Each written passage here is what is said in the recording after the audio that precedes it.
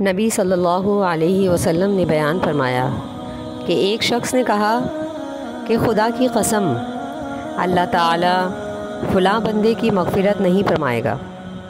اس پر اللہ تعالیٰ نے فرمایا، کون ہے جو مجھ پر قسم کھا رہا ہے کہ میں فلاں بندے کی مغفرت نہیں کروں گا؟ پس بلا شبہ میں نے فلاں بندے کی مغفرت کر دی ہے اور تیرے اعمال لغو اور باطل کر دیے ہیں۔ مسلم کتاب البر والصلہ۔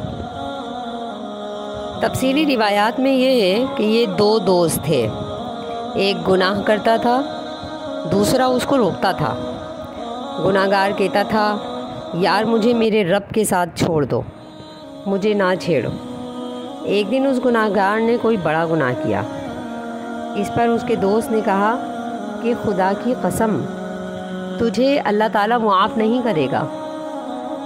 اور چونکہ یہ غیب سے متعلق بات تھی اور اللہ تعالیٰ کی بادشاہت میں ایک قسم کی مداخلت تھی، اس لیے اللہ تعالیٰ نے اس کو سخت سزا دینے کا اعلان فرمایا۔ تو پتہ چلا کہ اللہ کی رحمت سے کسی کو مایوس نہیں کرنا چاہیے، کسی کو مایوس کرنا منع ہے۔